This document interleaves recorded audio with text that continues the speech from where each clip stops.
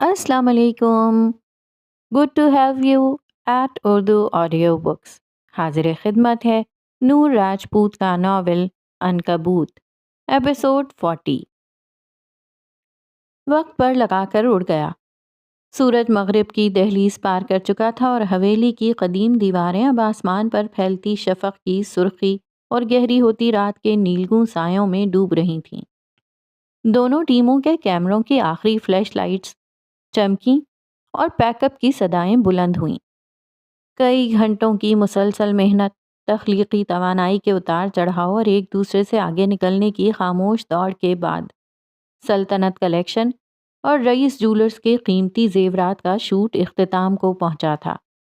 Models تھکاوٹ سے چور اپنے شاہانہ ملبوسات اور زیورات اتارنے کی جلدی میں تھیں، جبکہ تکنیکی عملہ تیزی سے لائٹس، کیمرے اور دیگر ساز و سامان سمیٹ رہا تھا. ہوا میں ایک عجیب سی خاموشی اور سکون تھا جو شدید مصروفیت کے بعد طاری ہوتا ہے. فجر نے اپنی ٹیم کو جلد از جلد سارا سامان گاڑیوں میں لوڈ کرنے کی ہدایت کی. اس کا ارادہ تھا جتنی جلدی ہو سکے اس پراسرار حویلی اور مراد عالم کی مزید مہمان نوازی سے بچ کر نکلا جائے. وہ بھی اپنی ٹیم کو ہدایات دے ہی رہی تھی کہ حویلی کے بیرونی دروازے پر ایک اور گاڑی آ کر رکی. یہ ایک بڑی وین تھی اور اس کے کھلتے ہی گرم گرم کھانے کی اشتہا انگیز خوشبو پورے صحن میں پھیل گئی. چند لمحوں میں مراد عالم کے آدمیوں نے حویلی کے وسیع و عریض صحن کے مرکز میں، جہاں کبھی شاید محفلیں سجتی ہوں گی، ایک بڑا سا دسترخوان بچھا دیا. تندوری روٹیاں، گرما گرم بریانی کی دیگیں، قورمہ، کباب اور سلاد سے سجے تھال تیزی سے دسترخوان پر چنے جانے لگے. کئی گھنٹوں کی بھاگ دوڑ اور ذہنی خواری کے بعد دونوں ٹیموں کے اراکین بھوک سے نڈھال ہو رہے تھے. کھانے کی خوشبو نے ان کی بھوک کو مزید چمکا دیا تھا.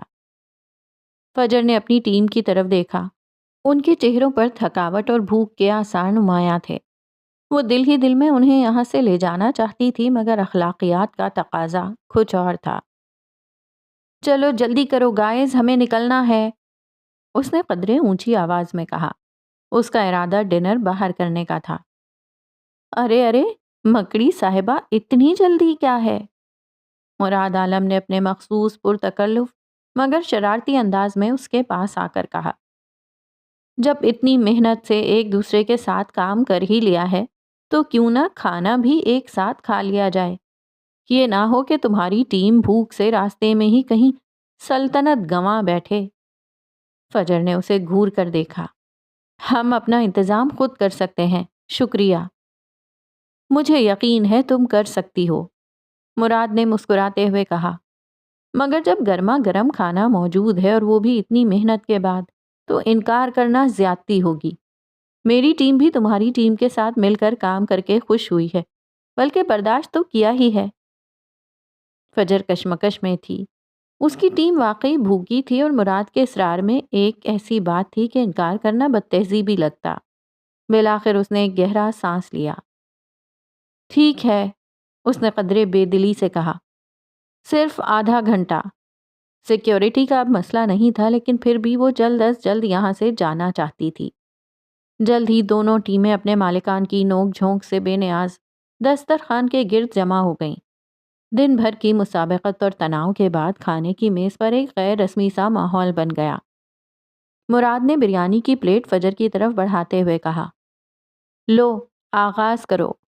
سنا ہے سلطنتیں قائم کرنے کے لیے بہت توانائی درکار ہوتی ہے، اور کچھ سلطنتیں دوسروں کے علاقے میں بلا وجہ گھس کر اپنی توانائی ضائع کرتی ہیں. اس نے چمچ اٹھاتے جواب دیا. بلا وجہ نہیں مکڑی، مراد نے لقمہ لیتے ہوئے کہا. اسے کہتے ہیں مارکیٹ میں اپنی موجودگی کا احساس دلانا. ویسے تمہارے وہ بھاری بھرکم شاہی جوڑے دیکھ کر تو میرے نازک سے زیورات بھی شرما گئے. کیا ارادہ ہے اگلا شوٹ کسی میدان جنگ میں کرنے کا؟ اس نے کسی قدر تجسس سے پوچھا. کم از کم میرے کلیکشن میں ایک کہانی ہے، ایک مقصد ہے، فجر نے جواب دیا. صرف چمک دمک نہیں جو آنکھوں کو خیرہ کر دے اور بس. اور ہاں، میدان جنگ کا آئیڈیا برا نہیں، وہاں بھی سروائیول ہی اہم ہوتا ہے، جو کہ میں کر لوں گی. مراد ہنسا. لگتا ہے آج مکڑی واقعی جال بننے کے موڈ میں ہے، چلو اسی بات پہ ایک اور کباب۔ اس ساری گفتگو کے دوران ولی کہیں دکھائی نہیں دیا۔ فجر نے گردن موڑ کر اسے ڈھونڈا اور تب وہ اسے صحن کے ایک جانب نسبتاً پرسکون گوشے میں مغرب کی نماز پڑھتے دکھائی دیا۔ جائے نماز بچھی ہوئی تھی اور وہ تشہد کی حالت میں تھا۔ اس کے چہرے پر پانی کے ہلکے ہلکے قطرے تھے اور وہ اس قدر مگن نظر آ رہا تھا کہ فجر کا ہاتھ ہوا میں ہی معلق رہ گیا۔ ولی کی توجہ، اس کا انہماک، ہر چیز سے بے خبر ہو کر اپنے رب کے حضور جھکنا فجر کو بس مبہوت کر گیا۔ وہ پلک جھپکنا بھول گئی، بس اسے دیکھے گئی۔ اس کے دل کی حالت عجیب ہو چکی تھی، جیسے کائنات ساکت ہو گئی ہو، زمان و مکان کے سارے بندھن ٹوٹ گئے ہوں۔ دسترخوان کا سارا شور، ساری چہل پہل دور کہیں جا سوئی تھی۔ اب بس جانو جانب ایک گہرا پرسکون خاموشی کا راج تھا۔ دل کی دھڑکن بھی جیسے مدھم پڑ گئی تھی اور روح کو ایک ایسی راحت ملی تھی جو اس نے پہلے کبھی محسوس نہیں کی تھی۔ اس لمحے حویلی کی پرانی دیواریں، صحن کے درخت اور آسمان کے رنگ سب اس سکون کے گواہ بن گئے تھے۔ وہ اسے دیکھے گئی، یہاں تک کہ وہ دعا مانگ کر اٹھ کھڑا ہوا اور پھر شوز ایک جانب کرتے ان کی جانب بڑھا۔ اب وہ صحن میں ننگے پاؤں چلتا ہوا ان کی جانب آ رہا تھا اور فجر کی تصویر میں ایک دھماکہ سا ہوا۔ مسجد کا منظر، تیز بارش، مسجد کا صحن بارش کے شفاف پانی سے بھرا ہوا تھا اور اس منظر میں کلمہ شہادت پڑھنے کے اور ایجاب و قبول کے بعد وہ بیگ کندھے پر لٹکائے، کیمرہ ہاتھ میں تھامے، شفاف پانی میں قدم دھرتا اس کی جانب بڑھ رہا تھا۔ میم فجر، آپ کھانا نہیں کھا رہی ہیں؟ اچانک ایک لڑکی کی آواز نے اس کا سکتہ توڑا۔ وہ چونک کر حال میں لوٹی۔ وہ واپس آ چکا تھا اور اب دسترخوان کے دوسرے کونے پر اس سے فاصلہ رکھ کر بیٹھا کھانا کھا رہا تھا۔ وہ اس ماحول میں مکمل طور پر اجنبی لگ رہا تھا۔ فجر نے کئی بار اس کی خاموشی کو محسوس کیا۔ اس کی یہ غیر معمولی خاموشی فجر کو کھٹک رہی تھی۔ کیا وہ اب بھی اس جگہ شوٹ کرنے کے فیصلے پر ناراض تھا، یا مراد کی موجودگی اسے ناگوار گزر رہی تھی، یا پھر کوئی اور ہی بات تھی جو اسے پریشان کر رہی تھی، اور وہ اس کی ناراضگی کو لے کر پریشان کیوں ہو رہی تھی؟ حویلی کے صحن میں مصنوعی روشنیوں کے بیچ دو فیشن گروپس کی ٹیمیں ایک ساتھ کھانا کھا رہی تھیں، جبکہ ان کے مالک اپنی لفظی جنگ جاری رکھے ہوئے تھے۔ فجر نے ایک اور نگاہ ولی پر ڈالی۔ اس کی خاموشی اب بھی ایک سوالیہ نشان تھی۔ یہ کھانا، یہ جگہ، یہ لوگ، سب مل کر ایک عجیب ناقابل فراموش منظر تشکیل دے رہے تھے۔ حویلی میں ہونے والے فوٹو شوٹ اور پرتکلف کھانے کے بعد دونوں کمپنیوں کی ٹیمیں اپنے اپنے راستے پر گامزن ہو چکی تھیں۔ منار کی ٹیم اپنے سامان کو رکھنے کے لیے منار کی جانب روانہ ہو چکی تھی، جبکہ فجر ولی کے ساتھ گاڑی میں خاموش بیٹھی تھی۔ گاڑی میں ایک گہری خاموشی چھائی ہوئی تھی جو ان دونوں کے درمیان ایک انکہی کہانی بیان کر رہی تھی۔ ولی سنجیدگی سے گاڑی چلا رہا تھا، اس کی نظریں سڑک پر مرکوز تھیں۔ جب اس نے فجر کی طرف دیکھے بغیر پوچھا، میڈم، آپ کو آفس جانا ہے یا گھر چھوڑ دوں؟ اس کی آواز پر فجر کسی گہرے خیال سے چونک کر باہر نکلی۔ اس کی آنکھوں میں ایک لمحے کے لیے الجھن ابھری اور پھر وہ ٹھہر کر بولی، اگر تم فری ہو تو مجھے کچھ کام ہے، پہلے وہ کرنا ہے۔ فجر کے بتانے پر ولی نے صرف ہاں میں سر ہلایا۔ اس کے چہرے پر کوئی تاثر نہیں تھا۔ اسے اندازہ نہیں تھا کہ فجر کے ذہن میں کیا چل رہا ہے، مگر اس کی خاموشی اور چہرے پر چھائی سنجیدگی بتا رہی تھی کہ یہ کوئی معمولی کام نہیں ہے۔ کچھ دیر بعد ان کی گاڑی ایک بڑے مال کے سامنے آ کر رک گئی۔ فجر نے اپنے چہرے پر ماسک لگایا اور گاڑی سے باہر نکلی۔ ولی بھی اس کے ساتھ ہی تھا۔ اس کے قدم خود بخود فجر کے پیچھے اٹھ رہے تھے۔ مال کے اندر داخل ہونے کے بعد فجر نے ایک ٹرالی گھسیٹی اور اپنے بیگ سے ایک مڑی ہوئی چٹ نکالی جس پر سودا سلف کا سامان لکھا ہوا تھا۔ وہ چٹ پر لکھی ہر چیز کو غور سے دیکھتی، پھر نہایت احتیاط سے ٹرالی میں ڈالتی جاتی۔ یہ کوئی عام خریداری نہیں لگ رہی تھی۔ اس نے کافی سارا سامان خریدا، جس میں آٹا، چاول، دالیں، چینی، تیل اور دیگر بنیادی اشیاء خرد و نوش شامل تھیں۔ ہر چیز کو اس نے الگ الگ تھیلوں میں ڈلوایا اور پھر سارا سامان 4 مختلف جگہوں پر الگ الگ کیا گیا۔ ولی اسے حیرت سے دیکھتا رہا۔ فجر کے چہرے پر کوئی جذبہ نہیں تھا، وہ بس ایک مشین کی طرح اپنا کام کر رہی تھی۔ جب سارا سامان گاڑی میں رکھا گیا تو فجر نے اسے ایک پتہ بتایا۔ ولی نے پتہ دیکھا اور چونک گیا۔ یہ اس کے پرانے گھر کا پتہ تھا۔ وہ جو پہلے اسے سامان لیتے ہوئے دیکھ رہا تھا، اب کچھ سمجھنے لگا تھا۔ اس کے ذہن میں سوالات کا ایک ہجوم امڑ آیا تھا، مگر اس نے خاموشی اختیار کی۔ فجر کی حالت دیکھ کر وہ کچھ پوچھنے کی ہمت نہیں کر پایا۔ کچھ دیر بعد ان کی گاڑی پرانے محلے کی تنگ گلیوں میں داخل ہو چکی تھی۔ محلے کی فضا میں ایک عجیب سی پرانی بو رچی ہوئی تھی جو ماضی کی یادوں کو تازہ کر رہی تھی۔ فجر گاڑی میں ہی بیٹھی رہی، باہر نہیں نکلی۔ اس نے ولی کو کچھ کیش تھمایا اور پھر وہ سامان پیسوں سمیت 4 مختلف گھروں میں دیا گیا۔ ولی نے خود یہ سارا کام کیا۔ وہ ہر گھر کے دروازے پہ جاتا اور دروازہ کھٹکھٹا کر سامان اور پیسے دے کر واپس آ جاتا۔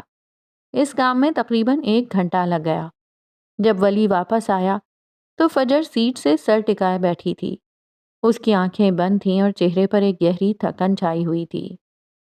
ولی نے گاڑی سٹارٹ کی مگر اس کے ذہن میں اٹھے سوالات اسے چین نہیں لینے دے رہے تھے۔ اس نے ہچکچاتے ہوئے پوچھا، ان گھروں میں سامان دینے کی خاص وجہ؟ اس کے نشان زدہ چہرے پر الجھن صاف دکھائی دے رہی تھی۔ فجر نے آنکھیں کھولیں۔ اس کی نظریں دور خلا میں تھیں۔ اس کی آواز اذیت بھری تھی، جیسے وہ ماضی کے کسی گہرے کنویں سے بول رہی ہو۔ یہ وہ لوگ ہیں جنہوں نے میرے باپ کے کفن دفن کا انتظام کیا تھا، جنہوں نے ان کے مرنے کے بعد چند دن ہمارے گھر کھانا بھجوایا تھا۔ اس کی آواز میں اذیت تھی مگر چہرہ سپاٹ تھا۔ اسے آج بھی وہ دن نہیں بھولا تھا۔ وہ آج بھی اسی اذیت میں تھی۔ اسے یاد تھا اس نے اپنی 2 ماہ کی سیلری اور جمع پونجی ارسل کو مہنگے گفٹ دینے میں لٹا دی تھی، اور جب باپ مرا تو اس کے پاس کفن کے پیسے بھی نہیں تھے۔ یقیناً اماں کے پاس ہوں گے، مگر وہ صدمے میں تھیں، خود کو سنبھالنے کے قابل نہیں تھیں۔ محلے کے ان گھروں نے اس وقت عزت سے انہیں دفنا دیا تھا، ایک لمحے کے لیے بھی انہیں احساس نہیں ہونے دیا تھا کہ وہ کتنی بے بس ہیں۔ یہ احساس اس کے دل پر ایک بوجھ بن کر رہ گیا تھا۔ جب سے اس نے اپنا کام شروع کیا تھا وہ ہر مہینے کبھی کیش بھجواتی تو کبھی سودا سلف۔ شاید ان گھروں میں سے کچھ مرد اس دنیا سے جا چکے ہوں۔ وہ اپنا قرض اتارنے کی کوشش کر رہی تھی جو پچھلے 2.5 سال سے اتر ہی نہیں رہا تھا۔ گاڑی میں بھیانک خاموشی چھا گئی۔ ولی ہونٹ بھینچے بیٹھا رہا۔ وہ اس درد کو محسوس کر سکتا تھا جو فجر کی آواز میں تھا، جبکہ فجر کا وجود سلگ رہا تھا۔ کون کہتا ہے لڑکیاں ہیل کر جاتی ہیں؟ لڑکیاں کبھی ہیل نہیں کرتی۔ وہ اپنے زخموں کو چھپا لیتی ہیں، کبھی میک اپ کی تہ میں تو کبھی ہنسی کے پیچھے۔ وہ ارسل کے دیے گئے دھوکے سے آگے بڑھ آئی تھی، مگر وہ اس اذیت سے کبھی نہیں نکل پائی جو اس نے سہی تھی۔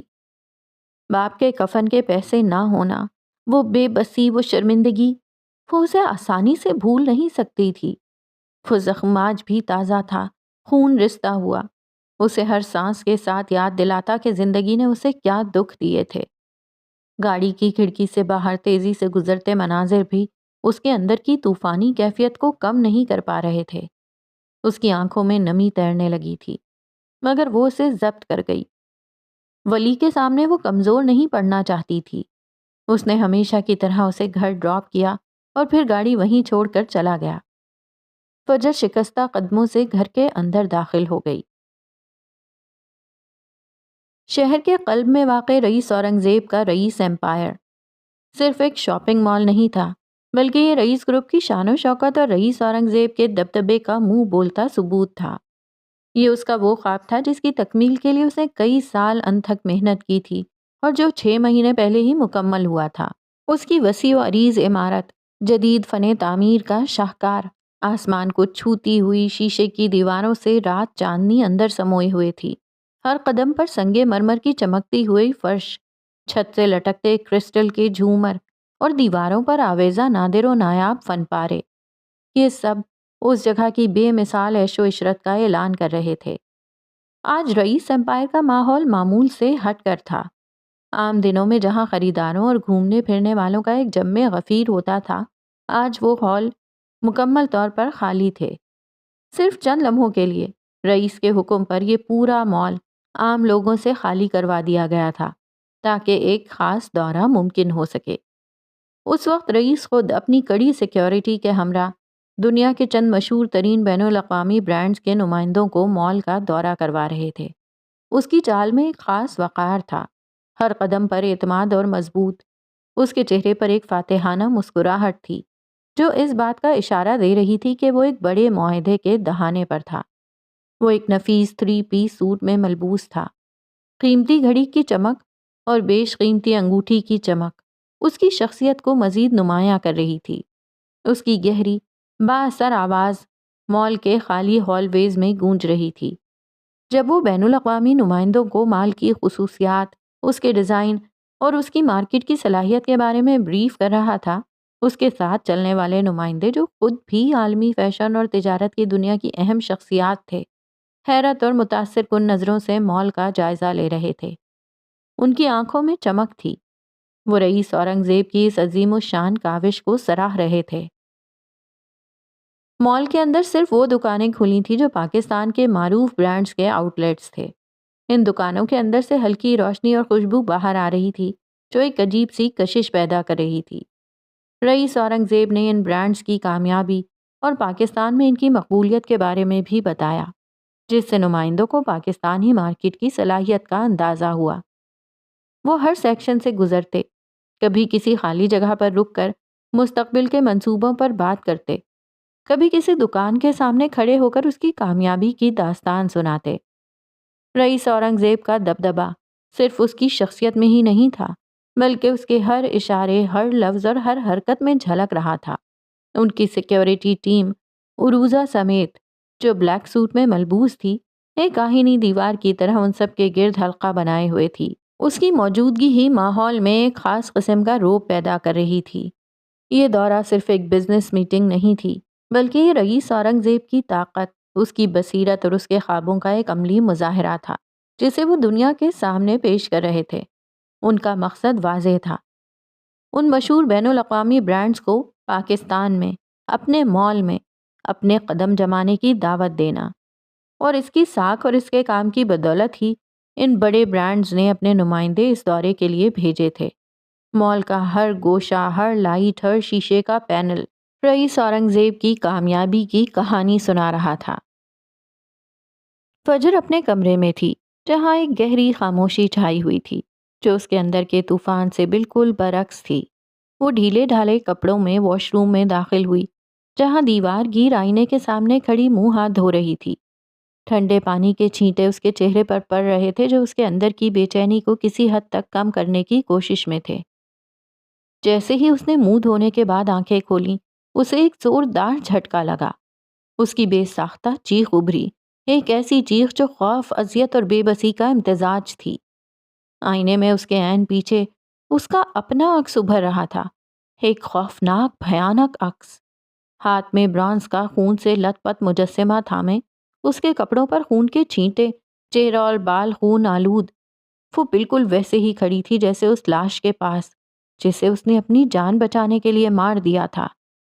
عدالت نے اسے رہا کر دیا تھا، قانون کی نظر میں وہ بے گناہ تھی، مگر اس کے اپنے اندر کے عفریت کبھی کبھی اس کی کمزوریوں کو، اس کے ماضی کے تاریک ترین لمحوں کو اس کے سامنے لا کھڑا کرتے تھے۔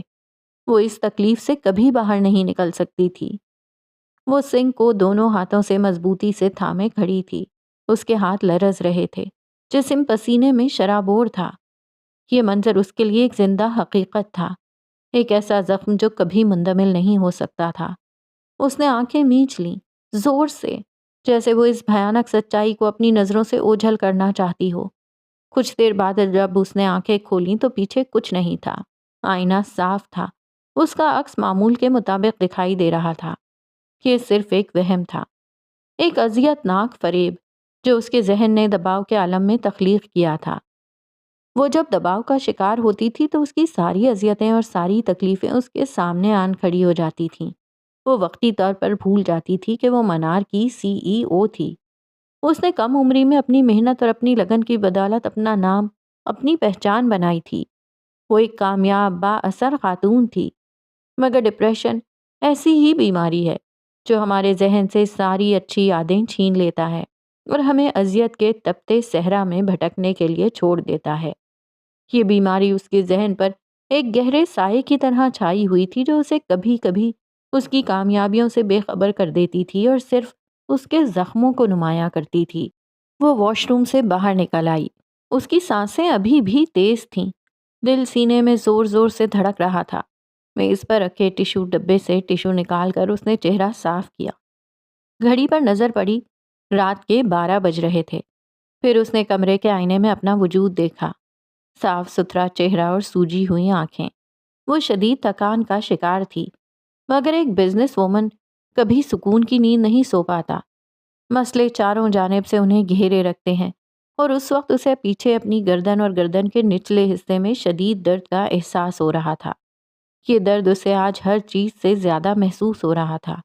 آج کا دن اسے اس دن کی یاد دلا رہا تھا جب ارسل کے باپ نے اسے دھکے دے کر نکالا تھا، جب اس نے ولیم سے کورٹ میرج کی تھی۔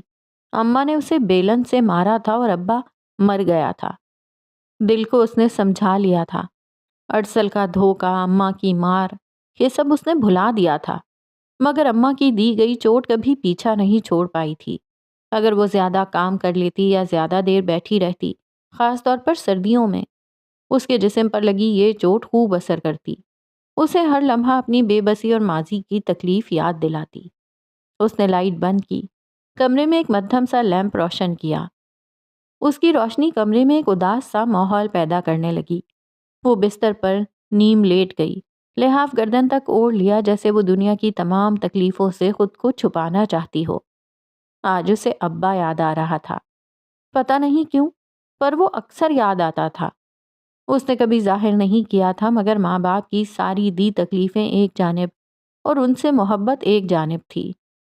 اس وقت وہ نہ ملکہ ملون تھی، نہ منار کمپنی کی CEO، اور نہ مشہور کاسٹیوم ڈیزائنر۔ وہ ایک عام سی لڑکی تھی، ایک عام سی بیٹی، جس کا باپ مر گیا تھا اور جسے اپنا باپ یاد آ رہا تھا۔ وہ اکیلی تھی، اس کا کوئی ولی نہیں تھا۔ اس نے اپنی جان بچانے کے لیے ایک جان لے لی تھی۔ یہ سوچیں اسے اندر ہی اندر کھائے جا رہی تھیں۔ وہ نارمل سی زندگی جس کی اس نے کبھی خواہش کی تھی، وہ اسے شاید ہی کبھی مل پاتی۔ اس کی ہیزل آنکھیں آنسوؤں سے بھری ہوئی تھیں، جنہیں وہ ہتھیلی سے رگڑتے ہوئے آنکھیں بند کر کے لیٹ گئی۔ جانے کتنی دیر سوچیں اسے کھاتی رہیں، اور پھر پتہ نہیں کب وہ سو گئی۔ اس کا تھکا ہارا وجود گہری نیند کی آغوش میں چلا گیا، جہاں شاید کچھ دیر کے لیے اسے اس کی اذیتوں سے چھٹکارا مل سکے۔ اگلی صبح اس کے عفریت نے اسے کندھے سے پکڑ کر اٹھا دیا تھا۔ رات والے جذبات غائب تھے۔ رات والی کمزور لڑکی ایک بار پھر دم توڑ گئی تھی۔ سڑک پر گاڑیاں رواں دواں تھیں اور ابر آلود موسم نے فجر کے موڈ کو بہتر کر دیا تھا۔ وہ خود ڈرائیونگ کرتے ہوئے آفس جا رہی تھی کہ اس کی نظر گردیزی ٹیکسٹائل کے سامنے والے بس اسٹاپ پر پڑی۔ بس اسٹاپ کے پیچھے کافی دور گردیزی ٹیکسٹائل کھڑی چمک رہی تھی۔ فیکٹری جل گئی تھی، مگر ہیڈ آفس ویسا ہی تھا۔ ایک لہجے کو اسے لگا جیسے وقت تھم گیا ہو۔ وہی بس اسٹاپ، وہی سناٹا اور وہی تنہائی۔ آج یہاں ایک لڑکی اکیلی بیٹھی تھی، سفید لباس میں ملبوس، بالکل اسی طرح بے حس و حرکت جیسے سالوں پہلے وہ خود بیٹھی تھی۔ فجر کے ذہن میں ماضی کے دھندلے نقش ابھر آئے۔ وہ لمحہ جب وہ زندگی سے مایوس ہو کر خود کو ختم کرنے چلی تھی، اور اگر ولیم نہ ہوتا تو آج وہ زندہ نہ ہوتی۔ فجر نے ایک نظر ڈالی اور پھر شیشے جیسی صاف سڑک پر اپنی گاڑی آگے بڑھا لی۔ یہ انڈسٹریل علاقہ تھا، جہاں ویرانی اور سناٹا قدم جمائے ہوئے تھا۔ چند ہی گاڑیاں دکھائی دیتی تھیں جو تیزی سے گزر جاتیں۔ کچھ دور جا کر اس کی گاڑی رک گئی۔ فجر کچھ دیر گاڑی میں بیٹھی سوچتی رہی۔ اس کا دل عجیب کشمکش میں مبتلا تھا۔ بالآخر اس نے ایک گہرا سانس لیا اور گاڑی سے باہر نکل آئی۔ مالٹے رنگ کی زمین کو چھوتی فراک میں اس کی رنگت دمک رہی تھی۔ گلے میں اسکارف تھا اور چشمہ بالوں میں جما لیا تھا۔ وہ قدم قدم چلتے ہوئے بس اسٹاپ تک پہنچی اور اس لڑکی سے کچھ فاصلہ رکھ کر بیٹھ گئی۔ لڑکی کے گھنگریالے بال کندھوں پر بکھرے تھے، اور وہ یوں بیٹھی تھی جیسے سانس بھی نہ لے رہی ہو۔ اس کے برعکس فجر اپنے پروقار انداز میں بیٹھی تھی، کمر سیدھی، گردن اونچی۔ اس کی شخصیت میں ایک مضبوطی اور وقار جھلک رہا تھا۔ فجر نے ایک نظر اس لڑکی پر ڈالی اور پھر آسمان کی طرف دیکھا۔ موسم کی اداسی اور لڑکی کی حالت نے اس کے اندر کا پرانا زخم تازہ کر دیا تھا۔ پھر وہ گویا ہوئی۔ عربی کہاوت ہے، اگر تم مرنا چاہتے ہو تو خود کو سمندر میں پھینک دو، تو تم دیکھو گے کہ تم خود کو بچانے کی کوشش کر رہے ہو۔ تب تم جانو گے کہ تم خود کو نہیں مارنا چاہتے، بلکہ تمہارے اندر کوئی شے ہے جسے تم مارنا چاہتے ہو۔ لڑکی نے آواز سن کر سر اٹھایا۔ اس کی آنکھوں میں گہری اداسی اور تھکن تھی۔ ختم کرنا چاہتی ہو؟ کس چیز کو؟ اپنی زندگی کو، یا اپنے اندر کی اس کیفیت کو جو تمہیں پریشان کر رہی ہے؟ میں اپنے اندر کی رائٹر کو مارنا چاہتی ہوں، پر وہ مرتی ہی نہیں ہے، شہد رنگ آنکھوں والی فلک نے تعصب سے جواب دیا۔ اس نے فلک کی طرف دیکھا اور پھر ایک دھیمی مسکراہٹ کے ساتھ کہا، 3 سال سے زائد عرصہ پہلے میں یہیں بیٹھی تھی، حالات سے تنگ آ کر مر جانا چاہتی تھی۔ تب مجھے ایک شخص نے کہا تھا کہ سالوں بعد جب تم ایک اچھی زندگی جی رہی ہوگی تب تمہیں اپنے اس فیصلے پر ہنسی آئے گی۔ اب رالود آسمان تلے بس اسٹاپ پر فلک نے فجر کو دیکھا۔ اس کی بڑی بڑی آنکھوں میں ایک سوال تھا اور گھنگریالے بال چہرے پر بکھرے ہوئے تھے۔ وہ خوبصورت تھی، مگر اس حسن پر مایوسی کی گرد جمی ہوئی تھی۔ فجر کی بات نے اسے چونکا دیا تھا، جیسے کسی نے اس کے اندر کے تار کو چھیڑ دیا ہو۔ پھر اس کی آواز سنائی دی، ہر کوئی تمہارے جیسا بہادر نہیں ہوتا کہ اپنی جان بچانے کے لیے کسی حد تک چلا جائے۔ فلک نے دھیمی، تقریباً سرگوشی جیسی آواز میں کہا۔ فجر چونک کر اسے دیکھنے لگی۔ تم مجھے جانتی ہو؟ فجر معراج کو کون نہیں جانتا؟ فلک کے لبوں پر ایک ہلکی سی مسکراہٹ آئی جو فوراً غائب ہو گئی۔ اور تم کون ہو؟ میں فلک عالمگیر ہوں، اور یوں ہی دنیا سے چلی جاؤں گی بنا اپنا خواب پورا کیے۔ فجر کے کان کھڑے ہو گئے۔ یہ نام اس نے سنا تھا۔ آج کل اس مصنفہ پر متنازع کتاب لکھنے پر کافی تنقید چل رہی تھی، جس نے لڑکیوں کی پہچان اور حقوق پر زور دیا تھا۔ یہ نام ادبی حلقوں اور سوشل میڈیا پر چھایا ہوا تھا۔ فلک عالمگیر، یعنی مصنفہ فلک عالمگیر۔ فجر کی آنکھوں میں ستائش ابھری۔ ہاں، وہی جو بے بس ہے اور کچھ نہیں کر سکتی۔ فلک نے ہلکا سا سر ہلایا۔ فجر نے غور سے اسے دیکھا۔ تو تم یہاں بیٹھی ہو کیونکہ تم اپنے اندر کی رائٹر کو مارنا چاہتی ہو؟ اسے تعصب ہوا۔ ایسے رائٹر کا کیا فائدہ جو کچھ نہ کر سکے، جو معاشرے میں بگاڑ پیدا کرے؟ اس نے سوالیہ نظروں سے فجر کو دیکھا۔ اور تم نے لوگوں کی باتوں کو سچ مان لیا؟ فجر نے حیرت سے سوال کیا۔ اور کیا کروں؟ ہر طرف سے تنقید، دھمکیاں۔ میرا پبلشر بھی پیچھے ہٹ رہا ہے۔ مجھے لگتا ہے میں نے غلطی کی یہ سب لکھ کر۔ فلک نے اپنے گھنگریالے بالوں کو انگلیوں سے سہلاتے اپنے اندر کی تکلیف مٹانا چاہی۔ فجر نے پرسکون مگر پختہ لہجے میں کہا، غلطی تم نے نہیں کی، غلطی اس معاشرے کی ہے جو سچ سننے کو تیار نہیں۔ تم نے لڑکیوں کو ان کی پہچان یاد دلائی، ان کے حقوق کی بات کی، یہ غلط نہیں ہے، لیکن اس کی قیمت بہت زیادہ ہے۔ اس کی قیمت معصوم لڑکیاں چکا رہی ہیں۔ اس نے کرب سے کہا، اور تم یہ سب چھوڑ کر یہاں بیٹھی ہو؟ فجر نے اپنی کمر مزید سیدھی کی۔ اس کی آواز میں اب کھلا چیلنج تھا۔ تمہاری کتاب نے ہزاروں لڑکیوں کو آواز دی، کیا تم انہیں بیچ راستے میں چھوڑ دو گی؟ تم اتنی بزدل نہیں لگتی ہو۔ میں تھک گئی ہوں، میں مزید لڑ نہیں سکتی۔ فلک نے سر جھکایا۔ لڑنا تو پڑتا ہے ہر اس شخص کو جو کچھ نیا کرنا چاہتا ہے، کچھ مختلف سوچنا چاہتا ہے۔ تمہاری تحریر نے اگر معاشرے میں آگ لگا دی ہے تو سوچو کہیں کچھ غلط ضرور ہے، اور تم اسے چھوڑنا چاہتی ہو؟ یہ تو خودکشی کرنے سے بھی مشکل ہے۔ فلک خاموش رہی۔ وہ جتنی الجھن، کشمکش اور جس قدر تکلیف کا شکار تھی یہ وہی جانتی تھی۔ کچھ دیر بعد فجر کی آواز پھر ابھری، اگر رائٹنگ چھوڑ رہی ہو تو ابھی مر جاؤ، میں یہ نظارہ اپنی آنکھوں سے دیکھنا چاہتی ہوں۔ اس کے لہجے میں ایک گہری وارننگ تھی۔ فلک نے حیرت سے اسے دیکھا۔ اور اگر بریک لے رہی ہو تو منار ضرور آنا، شاید تمہیں ہمت مل جائے۔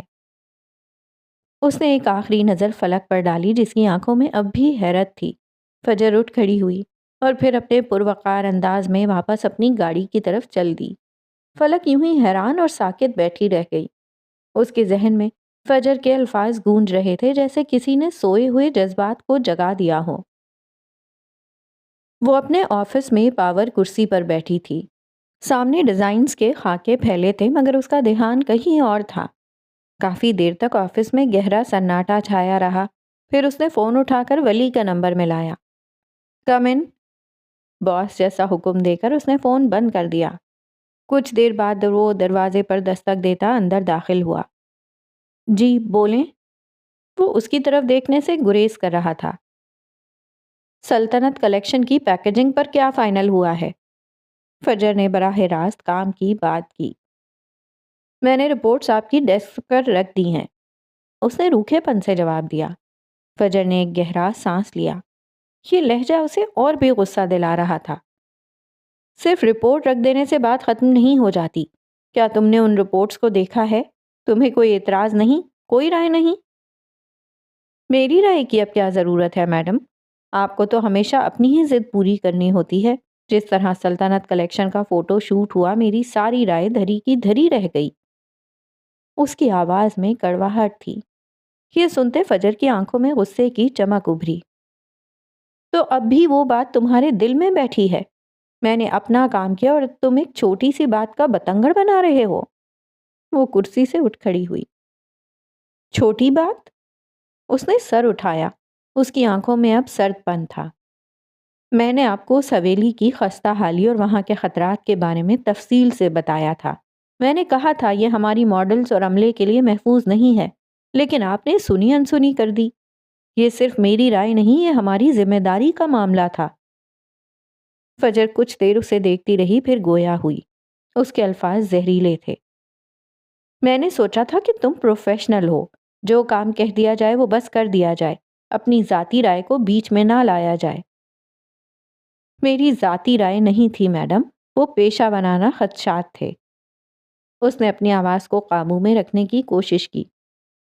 میں نے آپ کو اس جگہ کے بارے میں تمام حقائق بتائے تھے، لیکن آپ کو صرف اپنی مرضی کرنی تھی۔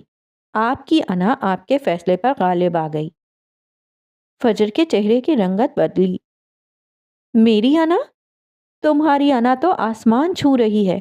اس دن کے بعد سے تم نے مجھ سے بات کرنا بند کر دیا جیسے میں نے کوئی ذاتی توہین کر دی ہو۔ اس کی خاموشی پتہ نہیں اتنی کیوں چبھ رہی تھی۔ میں نے صرف اپنے اصولوں کی پاسداری کی ہے، ولی نے کہا۔ جب میری بات کی کوئی قدر نہیں تو پھر خاموش رہنا ہی بہتر ہے۔ نخرہ تو آسمان چھو رہا تھا۔ اب تم اس حد تک جاؤ گے کہ میرے کام میں بھی میری مدد نہیں کرو گے؟ ولی نے ایک لمحے کو اس کی آنکھوں میں دیکھا۔ آپ زیادہ سوچ رہی ہیں، میں نے ایسا کچھ نہیں کیا، بلایا تو آپ نے بھی نہیں مجھے۔ فجر کی آنکھیں پھیلیں۔ محترم، ابھی پچھلی رات ہی میں آپ کو اپنے ذاتی کام سے لے کر گئی تھی، بھول گئے؟ آواز دھیمی مگر تیز تھی۔ جی مجھے یاد ہے۔ وہ یوں ہی ڈھیٹ بنے کھڑا رہا۔ فجر نے چند لمحے اسے دیکھا۔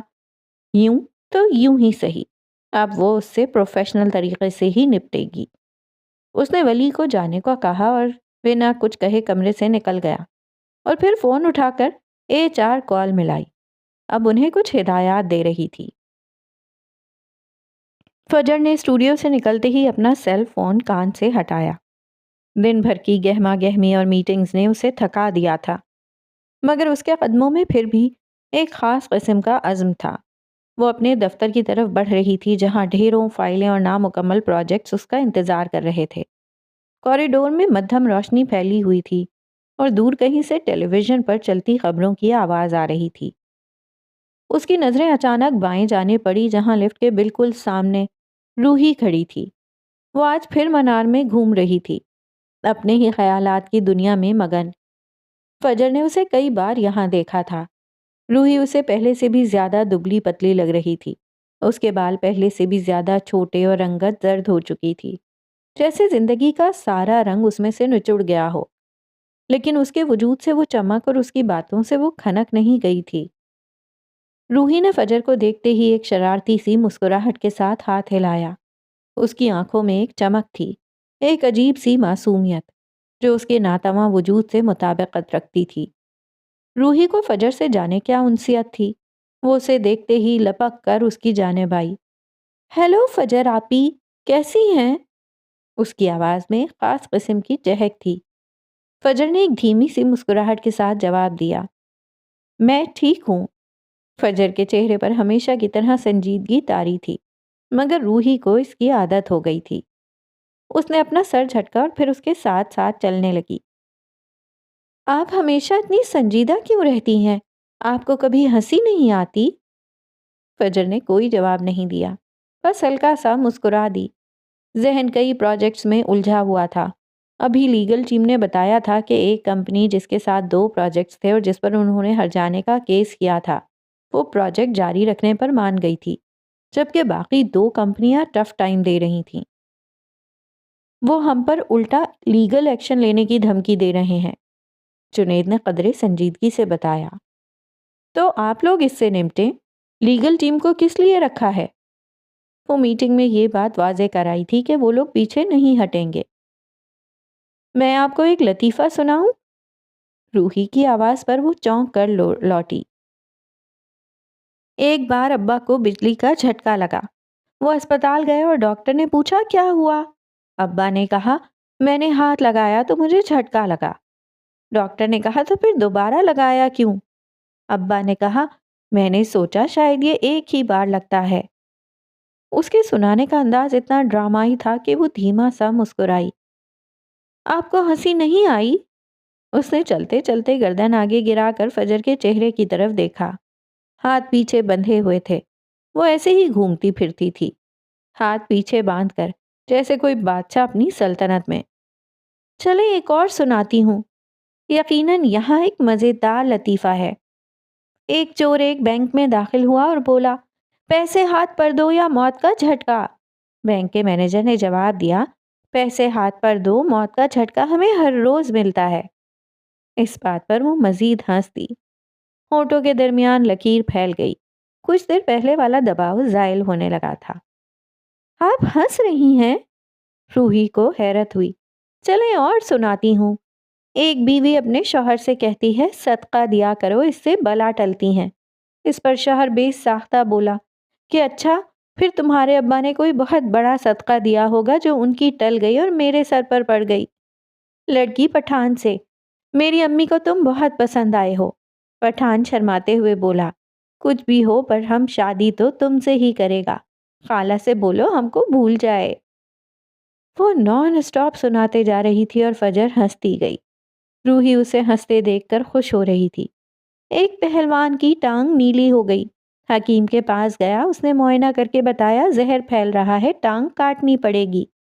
3 دن بعد پہلوان کی دوسری ٹانگ بھی نیلی ہو گئی، دوبارہ حکیم کے پاس گیا، اس نے کہا یہ بھی کاٹنی پڑے گی۔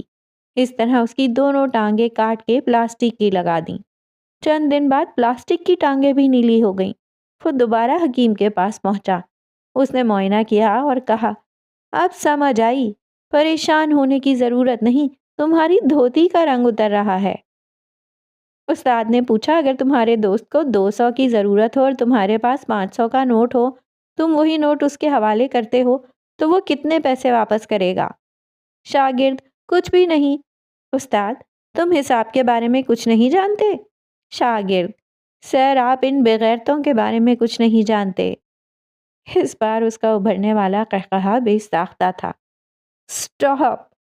اس نے سرخ پڑتے چہرے کے ساتھ اپنی ہنسی پر قابو پاتے اسے چپ کرنے کو کہا۔ روحی اس بار خاموش ہو گئی، وہ اسے دیکھے گئی۔ روحی کی موجودگی اسے عجیب سا سکون دیتی تھی، اس کی باتیں، اس کا ہنسی مذاق، سب کچھ فجر کے اندر کے دکھ کو کچھ لمحوں کے لیے بھلا دیتا۔ وہ دونوں اب اس کے آفس کے باہر کھڑی تھیں۔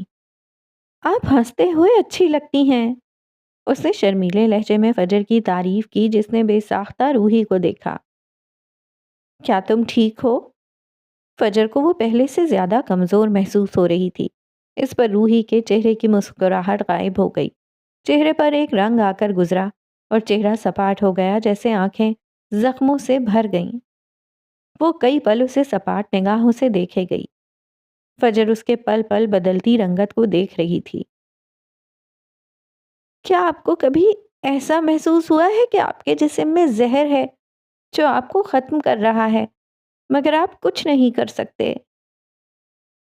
یہ سوال ایسا تھا کہ فجر ٹھٹک کر رک گئی۔ اس نے حیرت سے روحی کو دیکھا جیسے اسے یقین نہ آ رہا ہو۔ فجر نے پہلی بار اس پر اتنا غور کیا۔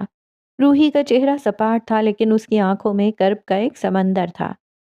فجر نے اس کے بازو پر نظر ڈالی جہاں ہلکے نیلے نشان ابھرے ہوئے تھے۔ تب فجر کو ایک شدید احساس ہوا کہ روحی ٹھیک نہیں تھی۔ اس کی زرد رنگت، نقاہت، وہ نیلے نشان، یہ سب ایک ہی کہانی بیان کر رہے تھے۔ اور سچ تو یہ تھا، روحی کو بلڈ کینسر تھا۔ پچھلے 2 سالوں سے وہ اپنی زندگی کی جنگ لڑ رہی تھی۔ فجر اسے بس دیکھتی رہ گئی۔ اس کے ذہن میں اپنے ماضی کی ایک بھیانک یاد نے اپنے پنجے گاڑ دیے۔ وہ زہر، وہ اماں ابا کی آوازیں، وہ موت کے کنارے کھڑی فجر، سب کچھ ایک جھٹکے میں تازہ ہو گیا۔ کیا آپ کو کبھی ایسا لگا ہے؟ روحی نے اسے پتھر کا بت خانے پر دیکھ کر دوبارہ سوال کیا۔ اس کی آواز میں ایک عجیب سی گہرائی تھی۔ فجر نے نفی میں گردن ہلائی۔ نہیں، اس کی آواز حلق میں ہی اٹک گئی۔ روحی نے ایک دکھ بھری مسکراہٹ کے ساتھ سر ہلایا اور پھر کہا، آپ کو میرا یہاں آنا برا تو نہیں لگتا؟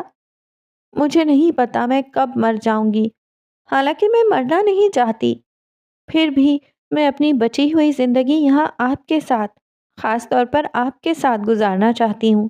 مجھے یہاں آنا اچھا لگتا ہے، مجھے یہاں حوصلہ ملتا ہے۔ 15 سالہ روحی کس قدر سنجیدگی سے یہ سب کہہ رہی تھی کہ فجر اپنی جگہ جم گئی۔ وہ یوں ہی کھڑی رہی۔ اس کی آنکھیں روحی کے سپاٹ چہرے پر جمی تھیں۔ روحی نے مزید کچھ کہا مگر فجر اسے سن نہیں پائی۔ اس کا دماغ جیسے سن ہو چکا تھا۔ اس نے جب دیکھا کہ فجر کوئی جواب نہیں دے رہی تو وہ مڑ کر آہستہ آہستہ واپس چل دی۔ جب فجر یکدم اس بھیانک خیال سے جاگی تو اس نے فوراً اندر داخل ہوتے دروازہ بند کر لیا، جیسے وہ کسی خوفناک یاد سے بھاگ رہی ہو۔ روحی نے جو پوچھا تھا وہ اسے کہیں دور پیچھے کھینچ لے گیا تھا۔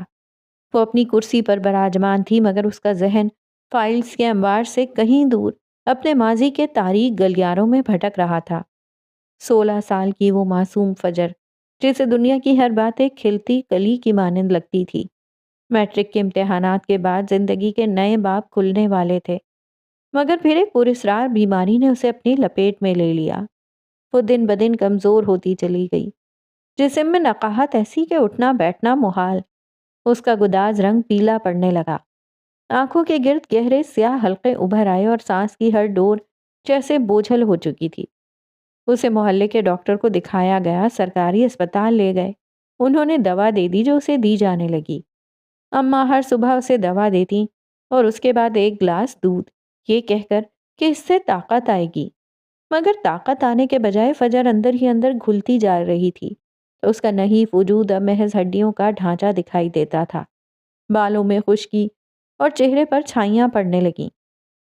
پھر ایک دن جو اس کی زندگی کا سب سے خوفناک لمحہ تھا، وہ برآمدے میں چارپائی پر لیٹی نیم غنودگی میں تھی۔ اس کے منہ کا ذائقہ عجیب سا ہو رہا تھا۔ اچانک کھانسی کا دورہ پڑا۔ جیسے ہی اس نے کھانسا، اس کے ہاتھ پر خون کا ایک لوتھڑا گرا۔ خون؟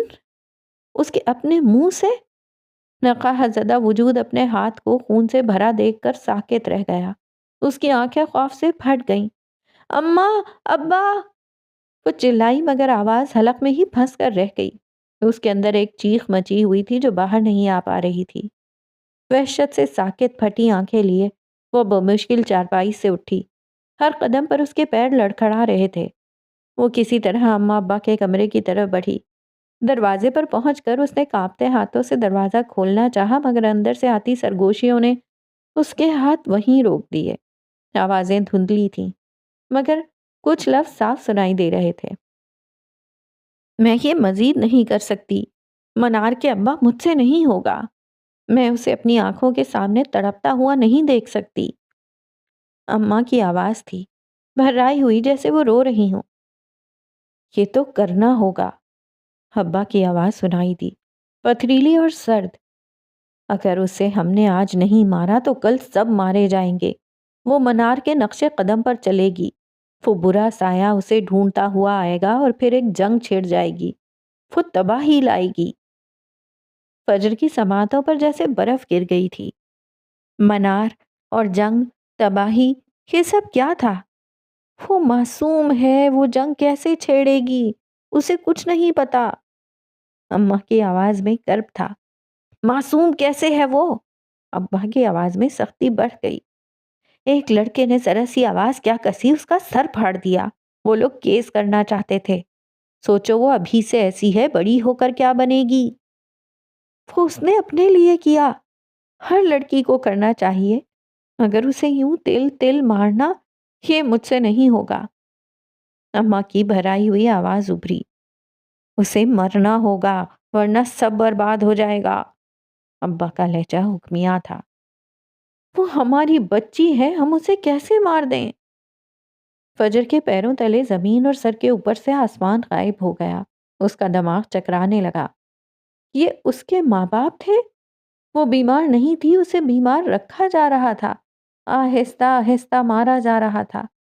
اس کی روح جیسے اس کے جسم سے پرواز کر گئی ہو۔ اس کا وجود ایک بے جان لاشے کی طرح دروازے سے لگا تھا۔ اس کے ماں باپ کو اس سے اتنی نفرت کیوں تھی؟ وہ مزید ایک لفظ نہیں سن پائی۔ اس کی ہمت جواب دے گئی تھی۔ اس کے حواس رفتہ رفتہ شل ہوتے جا رہے تھے۔ وہ واپس اپنی چارپائی پر آ کر یوں لیٹ گئی جیسے اس میں جان ہی نہ ہو۔ آنکھوں سے اب آنسو نہیں بہہ رہے تھے۔ اس نے جسمانی تکلیف پر رونا بند کر دیا تھا۔ اس کی آنکھوں میں اب خوف کی جگہ خالی پن آ چکا تھا۔ اگلے دن سے جب اماں اسے دودھ کا گلاس دیتی، وہ جانتی تھی کہ اس میں آرسینک کا وہ مہلک زہر ملا تھا جو ہڈیوں میں اتر کر رگ رگ میں سرایت کر کے انسان کو اندر ہی اندر سے کھوکھلا کر دیتا ہے۔ ایسا زہر جو رفتہ رفتہ جگر اور گردوں کو مفلوج کرتا، خون کے خلیوں کو تباہ کرتا اور بالآخر انسان کو تڑپا تڑپا کر موت کی آغوش میں دھکیل دیتا ہے۔ اس زہر کے اثرات میں جسم میں درد، متلی، الٹیاں، اسہال اور سب سے بڑھ کر منہ سے خون آنا شامل تھا۔ فجر کو یہ سب بخوبی محسوس ہو رہا تھا، مگر اس نے کبھی احتجاج نہیں کیا۔ وہ خاموشی سے زہر ملا دودھ پی جاتی۔ اس کی نگاہیں شکوہ کناں ہوتی، ایک عجیب سی خالی سی کیفیت لیے اپنی ماں کو دیکھتی رہتی مگر کچھ نہ کہتی۔ اس کی خاموشی میں ایک گہرا زخم تھا، ایک ایسا درد جو کبھی بھر نہ سکتا تھا۔ اور پھر آہستہ آہستہ وہ ٹھیک ہوتی گئی۔ شاید انہوں نے زہر دینا بند کر دیا تھا۔ اس کی نقاہت کچھ کم ہوئی، خون آنا بند ہو گیا، مگر اس حادثے نے اسے اندر سے بدل کر رکھ دیا تھا۔ وہ 16 سالہ فجر مر چکی تھی۔ اس کی جگہ ایک سخت جان پتھر دل فجر نے لے لی تھی۔ اس نے بہت کوشش کی کہ وہ اپنے اماں ابا سے نفرت نہ کرے، وہ ان سے پیار سے بات کرے، مگر یہ زخم اتنا گہرا تھا اور اس کا زہر اتنا پھیل گیا تھا کہ اس کی زبان کے ذریعے باہر نکلنے لگا۔ آج اس واقعے کو گزرے 9 سال سے زائد عرصہ گزر چکا تھا، مگر فجر آج تک اس کی تکلیف نہیں بھولی تھی اور شاید ہی کبھی بھول پاتی۔ رات کے 2 بجے کا وقت تھا اور رئیس گروپ کا ہیڈ آفس گہری تاریکی میں ڈوبا ہوا تھا۔ چاندنی رات کی سیاہی میں اس کی بلند و بالا ساخت ایک پراسرار حیولے کی طرح کھڑی تھی۔ اس عظیم الشان عمارت کی سب سے بالائی منزل رئیس کے نام تھی، جہاں اس کا آفس تھا۔ باقی تمام منزلیں تو تاریکی میں گم تھیں، لیکن رئیس کے آفس والی منزل کی چند کھڑکیوں سے ایک مدھم سنہری روشنی چھن کر باہر آ رہی تھی۔ لاہور کی پرسکون رات رئیس اورنگزیب کے لیے آنے والے طوفان سے بالکل بے خبر تھی۔ اس کا جولری امپائر آج تاریخ رقم کرنے والا تھا۔ جنوبی افریقہ کی گراہم ٹریڈنگ کمپنی سے منگوائے گئے 2.5 ارب مالیت کے انمول ہیرے، جو اس کی نئی پریمیم کلیکشن ڈارک سٹار کی بنیاد تھے۔ یہ ہیرے براہ راست علامہ اقبال انٹرنیشنل ایئرپورٹ سے اس کے انتہائی محفوظ والیٹ تک پہنچائے جانے تھے۔ ہر چیز منصوبہ بندی کے مطابق تھی۔ اس سارے سیکیورٹی آپریشن کی نگرانی خود عروزہ جمال کر رہی تھی۔ وہ اپنے آفس میں ایک بڑی مانیٹر اسکرین پر ہر حرکت کو براہ راست دیکھ رہی تھی۔ اس کی آنکھیں تیکھی تھیں اور ہاتھ میں پکڑی کافی کا کپ دھیرے دھیرے ٹھنڈا ہو رہا تھا۔ رات کے 2 بجے ایک بلیک آرمرڈ وین، جس پر رئیس کا لوگو نمایاں تھا، ایئرپورٹ کے کارگو ٹرمینل سے نکلی۔ اس وین کو 8 تجربے کار اور ہائیلی ٹرینڈ سیکیورٹی گارڈز کی سیکیورٹی حاصل تھی۔ ان میں سے 4 وین کے اندر ہیروں کے تابوت کے ساتھ تھے، جبکہ 4 دو اسکارٹ گاڑیوں میں آگے اور پیچھے تھے۔ وین میں ٹاپ سیکرٹ جی پی ایس ٹریکر اور جیمر پروف کمیونیکیشن سسٹم نصب تھا، جسے عروزہ خود مانیٹر کر رہی تھی۔ اس کے چہرے پر ہر لمحے بدلتے گرافکس کی روشنی پڑ رہی تھی اور اس کی بھویں ہلکی سی تناؤ میں تھیں، جبکہ بھوری رنگت گہری دکھائی دے رہی تھی۔ قافلہ 1 گھنٹے تک شہر کی سنسان سڑکوں پر بغیر کسی رکاوٹ کے چلتا رہا۔ اس کا روٹ انتہائی خفیہ تھا اور جی پی ایس سگنل مسلسل مل رہا تھا۔ عروزہ کے دل میں اطمینان کی ایک لہر دوڑ رہی تھی۔ یہ ہیرے ان کے حریفوں کے لیے ایک بہت بڑا دھچکا ثابت ہونے والے تھے، بلکہ یہ ہیرے پاکستانی جولری کی تاریخ کو بدلنے والے تھے۔ اور پھر وہ لمحہ آیا۔ قافلہ جیسے ہی شہر کے نواحی علاقے میں ایک ویران انڈر پاس سے گزرا، مانیٹر پر جی پی ایس سگنل اچانک ڈراپ ہو گیا۔ 1 سیکنڈ کے 1000ویں حصے میں وین کا مقام غائب ہو گیا۔ عروزہ کی آنکھیں تیکھی ہو گئیں۔ اس نے فوراً مائک اٹھایا۔ کیا ہوا؟ سگنل کیوں کٹا؟ اس کی آواز میں ہلکی سی لرزش تھی۔ اس کے دل کی دھڑکن تیز ہو چکی تھی۔ ادھر انڈر پاس میں وین نے ابھی آدھا راستہ ہی طے کیا تھا کہ اس کے بالکل سامنے ایک بڑا کنٹینر ٹرک اچانک سڑک کے بیچوں بیچ آ کر پورا روڈ بلاک کر گیا۔ سیکیورٹی گارڈز نے فوراً بریک لگائی۔ پیچھے سے آنے والی اسکارٹ گاڑی بھی رک گئی۔ یہ سب اتنی تیزی سے ہوا کہ انہیں سنبھلنے کا موقع نہ ملا۔ سب اپنی اپنی پوزیشن لیں، ایک سیکیورٹی گارڈ کی آواز گونجی، مگر اس سے پہلے کہ وہ مکمل الرٹ ہوتے، انڈر پاس کی تاریکی سے سفید لباس میں ملبوس 20 سے 25 نقاب پوش افراد نمودار ہوئے۔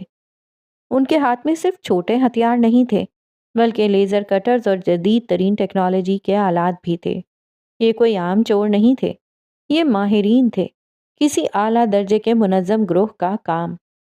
ان کو مت مارو، ہیرے چاہیے بس، ایک نقاب پوش کی آواز گونجی جو شاید ان کا لیڈر تھا۔ اس کی آواز میں ایک عجیب سی سرد مہری تھی۔ حملہ آوروں نے بجلی کی سی تیزی سے اسکارٹ گاڑیوں پر دستی بم پھینکے جو نان لیتھل مگر شدید بے ہوشی پیدا کرنے والے تھے۔ ایک ہی پل میں آگے اور پیچھے کی اسکارٹ گاڑیوں کے گارڈز بے ہوش ہو کر گر گئے۔ آرمرڈ وین کے اندر بیٹھے گارڈز کو اندازہ ہو گیا تھا کہ وہ گھیر لیے گئے ہیں۔ انہوں نے اندر سے فائرنگ شروع کر دی، مگر نقاب پوشوں نے کوئی جوابی فائر نہیں کیا، بلکہ فوراً وین کی چھت پر جمپ کیا۔ ان کے پاس ایسے آلات تھے جو کسی بھی آرمرڈ وین کو چند سیکنڈ میں کاٹ سکتے تھے۔ ایک نقاب پوش نے لیزر کٹر کا بٹن دبایا، چنگاریاں اڑی اور چھت پر دائرہ بننا شروع ہو گیا۔ عروزہ کے آفس میں مانیٹر پر اب بھی کوئی سگنل نہیں تھا۔ اچانک اس کے سب سے ذہین اسسٹنٹ نے مانیٹر پر ایک اور اسکرین کھولی۔ کان میں لگے بلوٹوتھ سے اس کی آواز ابھری۔ میڈم عروزہ، شہر کے تمام سیکیورٹی کیمروں کا نظام بھی جیم ہو چکا ہے۔ عروزہ کے چہرے پر خوفناک غصہ نمودار ہوا۔ اس نے اپنی مٹھی اتنی زور سے بھینچی کہ اس کے ناخن ہتھیلی میں چبھ گئے۔ یہ کیسے ممکن ہے؟ میرے سسٹم کو کون ہیک کر سکتا ہے؟ اس کی آنکھوں میں وحشت ابھر آئی۔ یہ صرف چوری نہیں، یہ ایک چیلنج تھا۔ انڈر پاس میں وین کی چھت کاٹ لی گئی تھی۔ نقاب پوش اندر کو کودے اور براہ راست ہیروں کے تابوت پر پہنچے۔ سیکیورٹی گارڈز نے بھرپور مزاحمت کی، مگر ان کی تعداد اور ہتھ کنڈے حیران کن تھے۔ 2 گارڈز کو سائلنسر لگی گولیوں سے مارا گیا۔ ایک گارڈ نے آخری کوشش میں تابوت کو بچانے کی کوشش کی، مگر اسے بھی ایک نقاب پوش نے پہلو میں چاقو گھونپ کر گرا دیا۔ اس کے منہ سے خون بہنے لگا۔ نقاب پوشوں نے تابوت نکالا، اسے کھولا اور اندر موجود ہیروں کے تھیلوں کو نکال کر اپنے تھیلوں میں ڈالا۔ یہ کام انہوں نے 30 سیکنڈ سے بھی کم میں کیا۔ باہر انڈر پاس کے دونوں کناروں پر نصب خاص قسم کے جنریٹرز کو بند کر دیا گیا جو جی پی ایس جیمرز اور سیکیورٹی کیمرہ جیمرز کا کام کر رہے تھے۔ جیسے ہی ہیرے ان کے قبضے میں آئے، تمام نقاب پوش تاریکی میں غائب ہو گئے۔ کنٹینر ٹرک بھی فوراً وہاں سے ہٹا دیا گیا۔ چند ہی لمحوں میں انڈر پاس دوبارہ خاموش ہو گیا، جیسے کچھ ہوا ہی نہ ہو۔ پیچھے رہ گئے تو صرف بے حس و حرکت لاشیں، بے ہوش گارڈز اور خالی آرمرڈ وین۔ عروزہ کے مانیٹر پر اچانک جی پی ایس سگنل بحال ہو گیا، مگر اسکرین پر نظر آنے والا منظر اس کے دماغ کو معوف کر گیا۔ وین کھڑی تھی، اس کی چھت غائب تھی اور 4 لاشیں اس کے اندر پڑی تھیں۔ نہیں، یہ نہیں ہو سکتا۔ عروزہ اپنی کرسی سے اٹھ کھڑی ہوئی۔ اس کے چہرے پر کوئی رنگ نہیں تھا، اس کی آنکھوں میں صرف اور صرف خون کی سرخی تھی۔ یہ صرف چوری نہیں تھی، یہ رئیس کی طاقت، اس کی ذہانت اور اس کی انا پر ایک تھپڑ تھا، اس کی برسوں کی محنت پر سوالیہ نشان تھا۔ یہ کون تھا؟ کس کی ہمت ہوئی رئیس اورنگزیب کی چیز کو چھونے کی؟ کس نے عروزہ جمال کے نظام کو توڑا؟